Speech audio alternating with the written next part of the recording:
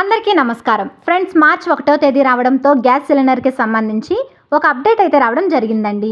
వీడియోలోకి వెళ్ళి పూర్తి వివరాలు అయితే తెలుసుకుందాం. ప్రభుత్వం నుండి వచ్చే ఇలాంటి తాజా సమాచారం ఎప్పటికప్పుడు మిస్ అవ్వకుండా తెలుసుకోవాలంటే మన ఛానల్ని సబ్స్క్రైబ్ చేసుకోండి. అలాగే ఒక లైక్ ఇవ్వడం మర్చిపోకండి. ఇక వివరాల్లోకి అయితే వెళ్ళిపోదాం. నిత్యావసర వస్తువుల్లో ఒకటైన గ్యాస్ సిలిండర్ ధరలు అంతర్జాతీయ ముడి చమురు ధరలపై ఆధారపడి ఉంటాయి.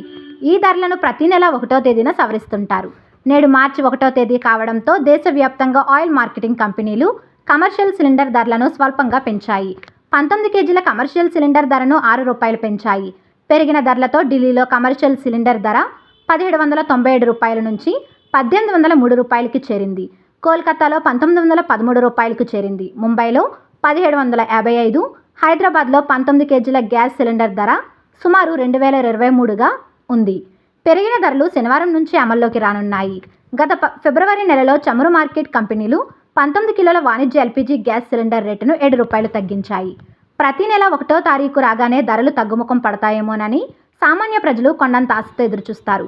కానీ నేడు కూడా గ్యాస్ సిలిండర్ ధరల్లో ఎలాంటి మార్పులు చేయకపోవడంతో వారికి నిరాశ మిగిలింది. అయితే 2024 ఆగస్టు నుంచి ప్రజలు నిత్యం ఉపయోగించే 14.2 కిలోల ఎల్పీజీ సిలిండర్ల రేటు మారలేదు, స్థిరంగా కొనసాగుతున్నాయి.